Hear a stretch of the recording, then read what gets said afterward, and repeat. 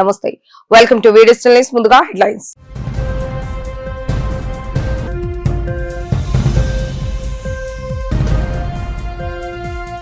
ముఖ్యమంత్రి నారా చంద్రబాబు నాయుడుతో భేటీ అయిన బీజేపీ రాష్ట్ర అధ్యక్షుడు మాధవ్. కూటమి ప్రభుత్వం వైసీపీ కుట్రలను తిప్పికొట్టాలని నిర్ణయం.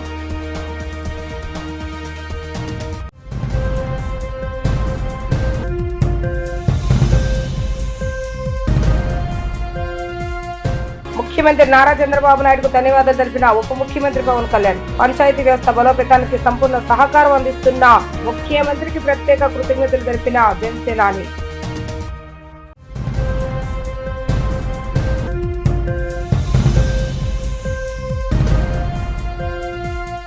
ఎమ్మెల్యేలకు లోకేష్ విందు. హాజరైన ఎమ్మెల్యేలు, వారి కుటుంబ సభ్యులు.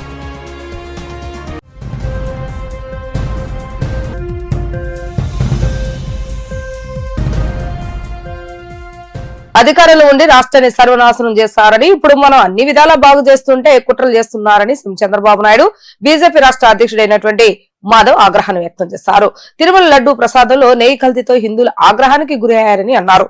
అందులో అసలు నెయ్యే లేదని సిబిఐ సిట్లేస్తే మనం క్షమాపణ చెప్పాలంటూ పోస్టర్లు వేసి రెచ్చగొడుతున్నారని చంద్రబాబు నాయుడు మండిపడ్డారు. ఉండవల్లిలో సీఎం చంద్రబాబు నాయుడుతో బీజేపీ రాష్ట్ర అధ్యక్షుడు మాధవ్ భేటీ అయ్యారు. టీడీపీ, జనసేన, బీజేపీ ఏకతాటిపై నిలిచి వైసీపీ కుట్రలను తిప్పికొట్టాలని నిర్ణయించినట్లుగా తెలిసింది. ఇందుకోసం ఎదురుదాడి వ్యూహాన్ని సిద్ధం చేసినట్లుగా సమాచారం.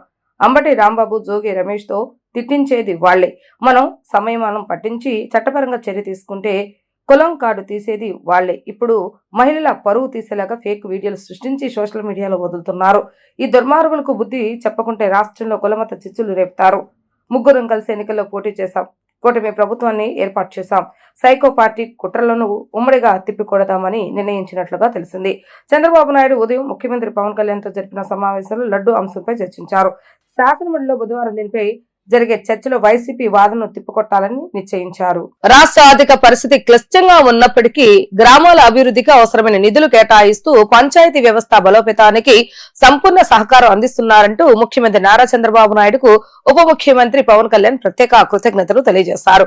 గ్రామీణ ప్రాంతాల మౌలిక సదుపాయాల కల్పనకు ప్రభుత్వం ఇస్తున్న ప్రాధాన్యత మరోలేనిదని ఆయన పేర్కొన్నారు. రాష్ట్రంలోని ప్రతి గ్రామంలో మౌలిక సదుపాయాల కల్పనకు ప్రథమ ప్రాధాన్యతను ఇచ్చి పంచాయతీ వ్యవస్థను మరింత బలోపేతం చేసేందుకు నిధులు కేటాయిస్తున్న సీఎంకు ఉప ముఖ్యమంత్రి పవన్ కళ్యాణ్ ధన్యవాదాలు తెలిపారు. రాష్ట్ర ఆర్థిక పరిస్థితి క్లిష్టంగా ఉన్న గ్రామాల అభివృద్ధి పదంలో ముందుకు వెళ్లాలన్న సంకల్పానికి బలమిస్తూ సీఎం నిధులు సమకూర్చుతున్నారని అన్నారు. సమావేశంలో జల్ జీవన్ మిషన్ ప్రాజెక్ట్ రోడ్ల నిర్మాణ పనులు మరింత వేగవంతానికి సీఎం విలువైన సూచనలు అందించారని ఆయన పేర్కొన్నారు. ఈ భేటీ అనంతరం పవన్ ఈ ప్రకటన విడుదల చేశారు. టీడీపీ యువనేత మంత్రి నారా లోకేష్ కు జిల్లా పరిధిలోని ఎమ్మెల్యేలకు ఉండవల్లిలోని తన నివాసంలో విందు ఏర్పాటు చేశారు. ప్రజాప్రతినిధులను, వారి కుటుంబ సభ్యులను, వారి యొక్క పిల్లలను ఆత్మీయంగా పలకరించిన లోకేష్ మహిళలకు మంగళగిరి చీరలు బహుకరించారు. అలాగే ప్రజాప్రతినిధులు, వారి కుటుంబీకులు తనకు అభిమానం అందజేస్తూ బహుమతులను, జ్ఞాపికలు స్వీకరించారు. ఈ సందర్భంగా వారితో కలిసి ఫోటోలు దిగారు. పిల్లలతో కొద్దిసేపు సరదాగా గడిపారు. భోజనాల సందర్భంలో తాను స్వయంగా అందరికీ ప్లేట్లు అందించారు. ఇంత సందడి వాతావరణంలోనూ మంత్రిగా, పార్టీ యువనేతగా అభివృద్ధి పనులు, నిధులు మంజూరు వంటి పలు సమస్యలపై ఎమ్మెల్యేలు, ఎమ్మెల్సీలు తనకు గతంలో ఇచ్చిన విజ్ఞప్తులకు ఆయన సమాధానాలు లిఖితపూర్వకంగా అందజేశారు. అందులో సంబంధిత పనులు ఏ మేరకు జరిగాయి, జరగనివి అనే వాటి గురించి కారణాలు కూడా అడిగి తెలుసుకోవడం జరిగింది. ఇంద్రకీలాద్రిపై ఈ నెల 6వ తేదీ నుంచి 8వ తేదీ వరకు శ్రీ దుర్గామల్లేశ్వర స్వామి వారి దేవస్థానంలో కుంభాభిషేక మహోత్సవం జరుగుతుంది. ఆ ఉత్సవంలో పాల్గొనడానికి రావాలంటూ దేవాదాయ శాఖ మంత్రి ఆన రామనారాయణ రెడ్డిని దుర్గగుడి పాలక మండలి చైర్మన్ బొర్రా రాధాకృష్ణ, ఆలయ ఈవో శ్రీనానాయక్, దేవాదాయ శాఖ కమిషనర్ రామచంద్ర మోహన్ ఆహ్వానం అందించారు. తాడేపల్లిలోని ఆయన క్యాంపు కార్యాలయానికి విచ్చేసినటువంటి వీరు కుంభాభిషేక మహోత్సవ ఆహ్వాన పత్రికను సీఎంకు అందజేశారు.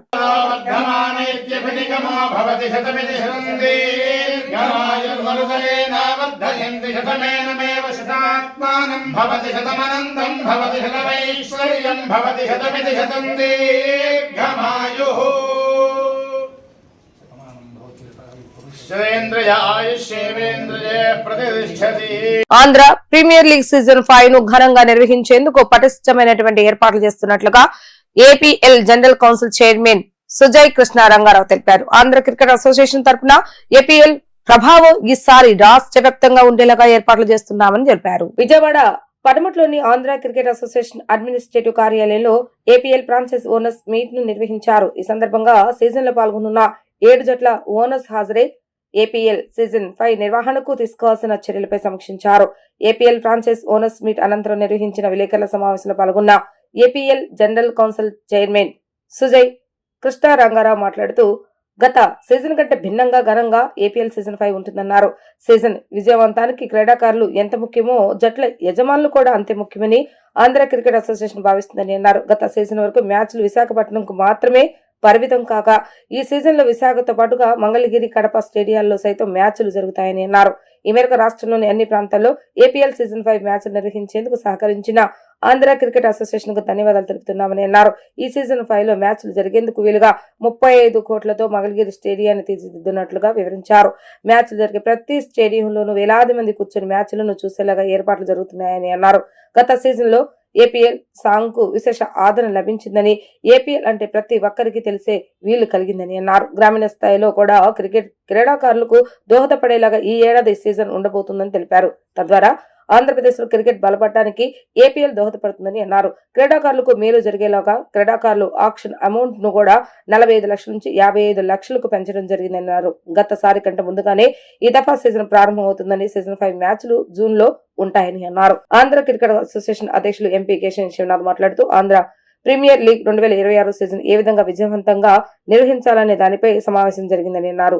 ఆంధ్ర క్రికెట్ అసోసియేషన్ తరఫున ఏపీఎల్ ప్రభావం ఈసారి రాష్ట్ర వ్యాప్తంగా ఉండేలాగా ఏర్పాట్లు చేస్తామని తెలిపారు. గతసారి విశాఖపట్నానికి ఏపీఎల్ పరిమితమైందని, ఈసారి ఆ విధంగా కాకుండా విశాఖపట్నంతో పాటు రాజధాని అమరావతి ప్రాంతమైన మంగళగిరి, కడప స్టేడియాల్లో మ్యాచ్లు జరుగుతాయని వివరించారు.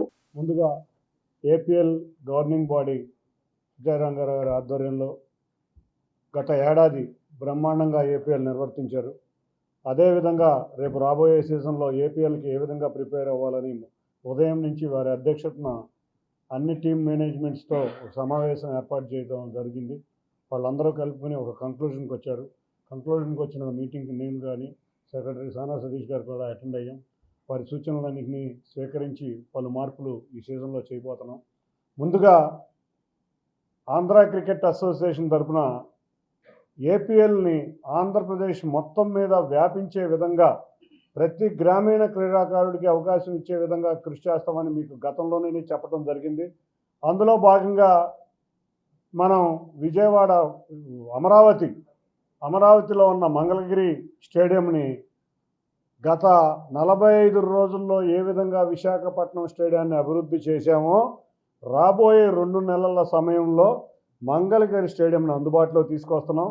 అంతేకాదు మంగళగిరి స్టేడియంలో లైట్లు కానీ, కడప స్టేడియంలో కూడా మొత్తం అన్ని ఫెసిలిటీస్లో డే అండ్ నైట్ మ్యాచ్లు జరిగే విధంగా చక్కటి స్టేడియంలను రూపొందించబోతున్నాం. ఆంధ్ర క్రికెట్ అసోసియేషన్ ఒకటే మేమందరం కూడా ఒక మాట అనుకున్నాం. ఆ మంగళగిరిని ఏపీఎల్ హెడ్ ఆఫీస్ కింద తీర్చిదిద్దాలని మేమందరం కూడా ఒక డెసిషన్లోకి వచ్చాం. తప్పకుండా ఏపీఎల్కి జరిగే అన్ని కార్యక్రమాలు మంగళగిరి స్టేడియం నుంచి ప్రారంభమవుతాయి. ఈ మంగళగిరి స్టేడియంలో మా గౌరవ కార్యదర్శి సానా సతీష్ గారు ఆధ్వర్యంలో రెనోవేషన్ చాలా త్వరగా జరుగుతుంది. సుమారు 50 రూములు వచ్చే విధంగా స్టేడియంలోనే అత్యాధునికంగా, అంటే రూముల్లో కూడా చక్కటి ఫెసిలిటీస్ ఉండే రూమ్స్ కూడా ఏర్పాటు చేయబోతున్నాం. మంగళగిరితో పాటు కడప స్టేడియంలో కూడా చిన్న పనులు ఉన్నాయి. అవి కూడా అభివృద్ధి చేసి అక్కడ కూడా ఏపీఎల్ మ్యాచ్లు జరిగే విధంగా కృషి చేయబోతున్నాం. ఇక డేట్స్ కానీ మిగతా విషయాలు, ఈ సంవత్సరం యొక్క క్రికెట్ విషయాలన్నీ మా సెక్రటరీ సానా సతీష్ గారు అందిస్తారు. ఇక ఏపీఎల్లే కాదు, ఆంధ్ర క్రికెట్ అసోసియేషన్ మీ అందరికీ చెప్పినట్టు రూరల్ క్రికెట్ అనే ఏ నినాదంతో మొదలయ్యామో ఆ నినాదంతో మొదలైన ఆంధ్ర క్రికెట్ అసోసియేషన్ ఆంధ్రప్రదేశ్లో ఉన్న మేజర్ సిటీస్లో గ్రౌండ్స్ రెడీ చేయడం జరుగుతుంది. ఈరోజు Andhra premier league governing council సమావేశం ప్రత్యేకంగా టీమ్ ఓనర్స్తో 7గురితో కలిపి జరపడం జరిగింది. ఇది 2వ సీజన్. ఈ టీము 7 మంది ఉన్న టీమ్ ఓనర్స్ అందరికీ కూడా ఈ కొత్త తరహాలో ఈ సంవత్సరం 3 స్టేడియంస్లో ఈ మ్యాచ్లు నిర్వహించాలని చెప్పేసి నిర్ణయించారు. ఈ 3 స్టేడియం, ఒకటి మంగళగిరి, కడప అండ్ విశాఖపట్నం స్టేడియంలో జరుగుతుంది. ఏప్రిల్ 25న ఆక్షన్ జరుగుతుంది, ప్లేయర్స్ యొక్క ఆక్షన్ జరుగుతుంది. ఇది గత సంవత్సరం లాగా మెగా ఆక్షన్ కాదు. ఇది రిటైనర్ చేసుకున్న తర్వాత మిగిలిన ప్లేయర్ వరకు ఆక్షన్ జరుగుతుంది. అదేవిధంగా ఆక్షన్ జరిగిన తర్వాత జూన్ 3వ తారీఖున మ్యాచ్లు స్టార్ట్ అవుతాయి. మంగళగిరిలో మ్యాచ్లు స్టార్ట్ అవుతాయి. ఫస్ట్ మ్యాచ్ నుంచి మంగళగిరిలో ఉంటుంది. అదే ఫైనల్స్ వైజాగ్లో ఉంటుంది. అది జూన్ 28న జరుగుతుంది. ఇలాగ ఈ మ్యాచ్లు 26 రోజుల పాటు ఒక ఉత్సవంగా ఈ మ్యాచ్లు జరుగుతాయి. ఈ మ్యాచ్లు అయిన తర్వాత దీనికోసం ఈ ఆంధ్ర క్రికెట్ అసోసియేషన్ సంబంధించిన డొమెస్టిక్ డిస్ట్రిక్ట్ మ్యాచ్లన్నింటినీ కూడా ఈసారి ప్రీపోన్ చేయడం జరిగింది. ఈ ఏపీఎల్లో ఎక్కువ ప్రతిభ వస్తుంది. లాస్ట్ టైం ముస్తాక్ అలీలో ఆంధ్ర క్రికెట్ ప్రతిభ చూసి అంచేత అండర్-19, అండర్-23 సీనియర్ టోర్నమెంట్లు అన్నింటినీ కూడా మేము ఏప్రిల్ 27 లోపల కంప్లీట్ చేసి వాళ్ళని ఈ ఏపీఎల్కి సెలెక్ట్ చేసుకునే విధంగా ఏర్పాట్లు చేయడం జరిగింది. మాజీ ముఖ్యమంత్రి వైసీపీ అధినేత వైఎస్ జగన్ ను తెలంగాణ ఉప ముఖ్యమంత్రి మల్లు బట్టి విక్రమార్క ఆయన నివాసంలో మర్యాదపూర్వకంగా కలవడం జరిగింది. ఈ సందర్భంగా తన కుమారుడి వివాహానికి సంబంధించినటువంటి ఆహ్వాన పత్రికను వైఎస్ జగన్మోహన్ రెడ్డికి అందజేసి వివాహ వేడుకకు హాజరై ఆశీర్వదించాలని బట్టి విక్రమార్క కోరారు. వైఎస్ జగన్ ఆయనకు శుభాకాంక్షలు తెలియజేస్తూ వధువరులకు సుఖ సంతోషాలు ఆయురారోగ్యాలతో నిండినటువంటి దాంపత్య జీవితం గడపాలని ఆయన ఆకాంక్షించారు. ఇరాన్ పై అమెరికా, ఇజ్రాయెల్ దేశాలు సాగిస్తున్న సంయుక్త దాడులను సిపిఎం తీవ్రంగా ఖండిస్తుందని సిపిఎం పాలిట్ బ్యూరో సభ్యులు బివి రాఘవులు వెల్లడించారు. ఈ దాడుల ప్రభావం కేవలం ఇరాన్ కే పరిమితం కాకుండా ప్రపంచ శాంతికి విఘాతం కలిగిస్తుందని ఆందోళన వ్యక్తం చేశారు. అంతర్జాతీయ పరిణామాలు మరియు కేంద్ర ప్రభుత్వ విధానాలపైన విమర్శలు గుప్పించారు. నగరంలోని సిపిఎం రాష్ట్ర కార్యాలయంలో సిపిఎం ముఖ్య నేతలు సమావేశమైన అనంతరం బాలోత్సవ భవన్ లో సిపిఎం పాలిట్ బ్యూరో సభ్యులు బివి రాఘవుల ఆధ్వర్యంలో మీడియా సమావేశాన్ని నిర్వహించడం జరిగింది. ఈ సమావేశంలో రాష్ట్ర కార్యదర్శి వి శ్రీనివాసరావు కూడా పాల్గొన్నారు. ఈ సందర్భంగా వారు మాట్లాడుతూ చర్చల పేరుతో మోసం చేస్తూ అమెరికా, ఇజ్రాయెల్ తో కలిసి అకస్మాత్తుగా దాడులకు దిగటం దారుణమని అన్నారు. ఇరాక్ యుద్ధ సమయంలో చెప్పిన అబద్ధాలని ఇప్పుడు మళ్లీ వల్లివేస్తూ ప్రపంచాన్ని మభ్యపెడుతున్నారని అన్నారు. భారతదేశానికి చిరకాల మిత్రుడైన ఇరాన్ పై దాడులు జరుగుతుంటే కేంద్రంలోని మోడీ ప్రభుత్వం మౌనం వహించడం సిగ్గుచేటని అన్నారు. ఈ యుద్ధం వల్ల గల్ఫ్ దేశాల్లో ఉన్న 1 కోటి మంది భారతీయుల భవిష్యత్తు ప్రమాదంలో పడిందని అన్నారు. క్రూడ్ ఆయిల్ ధరలు పెరిగి సామాన్యుడిపై భారం పడే అవకాశం ఉందని అన్నారు. ఇప్పటికైనా కేంద్రం తన విదేశాంగ విధానాన్ని మార్చుకుని శాంతి కోసం ఒత్తిడి చేయాలని అన్నారు. కేంద్ర ప్రభుత్వ ప్రజా వ్యతిరేక చట్టాలకు నిరసనగా మార్చి 24వ తేదీన ఢిల్లీలో భారీ ప్రదర్శన నిర్వహిస్తున్నట్లుగా సిపిఎం ప్రకటించిందన్నారు. పవిత్రమైన తిరుమల తిరుపతి లడ్డు వ్యవహారంపై అధికార ప్రతిపక్ష పార్టీల రాజకీయ రాద్ధాంతం సరికాదని అన్నారు. ఈరోజు తెల్లవారుజామున అంగన్వాడీ కార్యకర్తలు వేలాది మందిని చాలా క్రూరంగా, అమానుష్యంగా, మహిళలని కూడా చూడకుండా నిద్రపోతున్న వాళ్ళని బలవంతంగా అరెస్ట్ చేయటాన్ని మేము సిపిఎం పార్టీ తరఫున తీవ్రంగా ఖండిస్తున్నాము.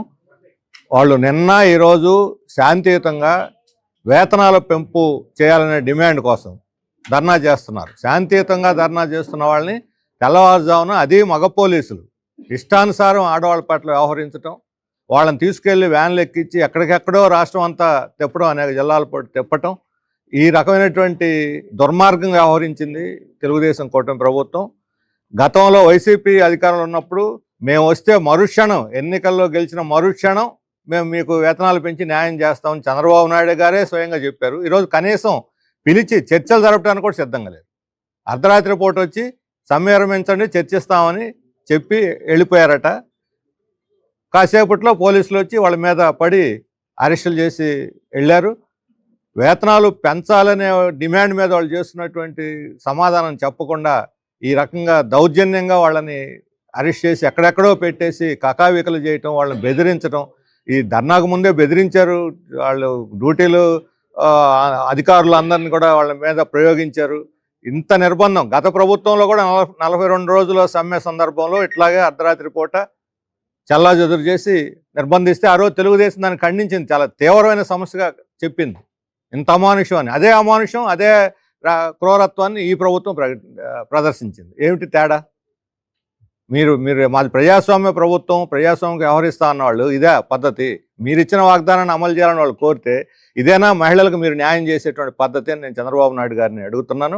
వెంటనే ఆ కేసులన్నీ కూడా వాళ్ళని అరెస్ట్ చేసిన వాళ్ళందరినీ విడుదల చేసి వాళ్ళ నాయకులతో చర్చలు జరిపి వేతనాల పెంపు మీద ఒక నిర్ణయానికి వాళ్ళతోటి అగ్రిమెంట్ చేసుకోవాలని చెప్పి మేము కోరుతా ఉన్నాం. అలా కానిపడి అమెరికా ఇరాన్ తోటి చర్చలు జరుపుతూ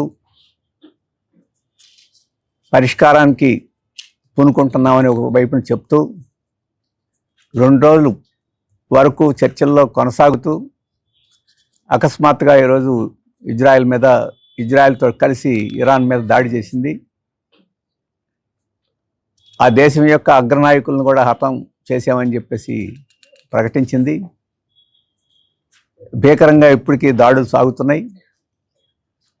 ఆఖరికి పసిపిల్లలను కూడా చూడకుండా స్కూళ్ళ మీద కూడా బాంబులేసి పిల్లల్ని కూడా చంపేశారు. ఇది గాజాలో జరిగిన మారణకాండని మరొకసారి మళ్ళీ మనకి జ్ఞాపకం చేస్తుంది. ఈ యుద్ధం ఇప్పుడే ఆపే సమస్య లేదు, 4-5 వారాలైనా కొనసాగిస్తామని చెప్పేసి ట్రంప్ గారు చెప్తున్నారు. అంటే ఈ మారణకాండని మేము కొనసాగిస్తాం, సైన్యమే కాదు పౌరులను కూడా మేము హతమారుస్తామని చెప్పడం తప్ప ఇంకోటి కాదు. అలాగే ఈ యుద్ధం ఎందుకు అమెరికా చేస్తుంది అనేది కూడా సమస్యే. మాకు మా దేశాల మీద ముందుగానే దాడి చేసే అవకాశం ఉంది కాబట్టి ఆ దాడి జరగకుండా మేము వారికన్నా ముందు మేము దాడి చేస్తున్నామని చెప్పేసి ట్రంప్ చెప్పారు, వారి మంత్రులు చెప్తున్నారు. పెంటగాన్ ఇంతకుముందు నివేదిక ఇచ్చిందని చెప్పేసి కూడా మీడియాలో వచ్చింది. ఇరాన్ ఇప్పుడేమీ అటువంటి ఆలోచన ఏం చేయడం లేదు, దాడి చేసే ఆలోచన అని చెప్పేసి పెంటగానే నివేదిక ఇచ్చింది. ఇరాన్ పదే చెప్తుంది.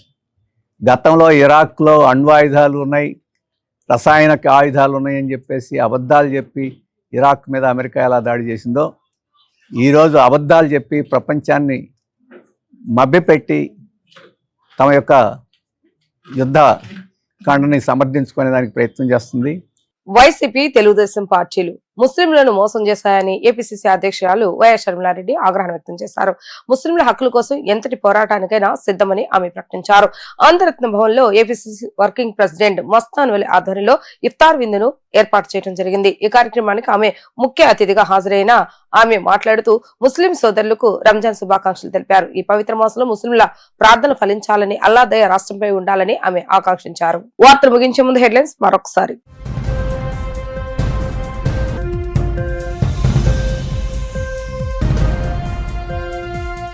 ముఖ్యమంత్రి నారా చంద్రబాబు నాయుడుతో భేటీ అయిన బీజేపీ రాష్ట్ర అధ్యక్షుడు మాధవ్. కూటమి ప్రభుత్వం వైసీపీ కుట్రలను తిప్పికొట్టాలని నిర్ణయం.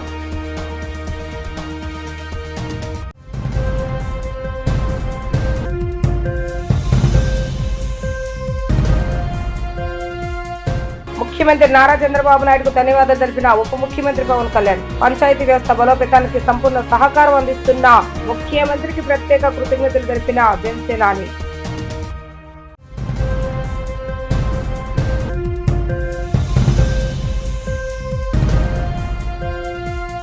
ఎమ్మెల్యేలకు లోకేష్ విందు. హాజరైన ఎమ్మెల్యేలు, వారి కుటుంబ సభ్యులు.